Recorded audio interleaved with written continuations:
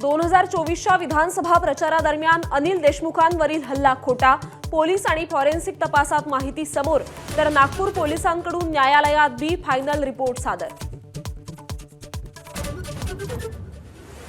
मुख्यमंत्री देवेंद्र फडणवीसांनी समज देऊनही गोपीचंद पडळकरांची बेताल बडबड सुरूच.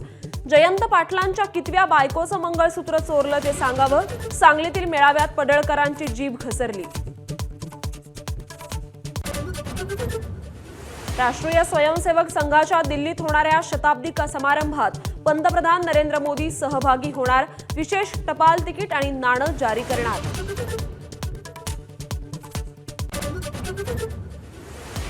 ...247 नगर परिषदा आणि 42 नगर पंचायतींच्या निवडणुकीसाठी मतदार यादीचा कार्यक्रम जाहीर. 1 जुलैपर्यंत तयार झालेली मतदार यादी वापरणार. विधानसभेच्या मतदार यादीत नसलेल्या नावांचा समावेश होणार नाही. लाडकी बहीण योजनेतील बोगस लाभार्थी शोधण्यासाठी आता ई-केवायसी केवळ लाभार्थी महिलेचीच नाही तर लग्न झालं असल्यास पतीची अन्यथा वडिलांचीही ई-केवायसी करावी लागणार. ऐन दिवाळी सर्वसामान्यांना महागाईचा फटका. एसटी महामंडळाकडून दिवाळीसाठी 10% भाडेवाढीचा निर्णय. 15 ऑक्टोबर ते 5 नोव्हेंबर पर्यंत भाडेवाढ लागू असणार. देवीच्या मिरवणुकीवरून हिंगोलीतील वेलतुरा गावात 2 गटात तुफान राडा. लाठ्या, काठ्या आणि दगडफेक करत हाणामारी. वादाचं कारण अद्याप अस्पष्ट.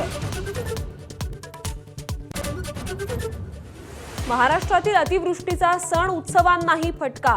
झेंडूचं मोठं नुकसान. दसऱ्याच्या तोंडावर झेंडूच्या फुलांची आवक घटली. भाव गगनाला भिडले. आशियाई क्रिकेट परिषदेच्या ऑनलाईन बैठकीतून बीसीसीआयच्या आशिष शेलार आणि राजीव शुक्लांचा सभात्याग. मोहसिन नक्वींनी आशिया चषकाच्या ट्रॉफीबाबत स्पष्टता न दिल्यानं बहिष्कार.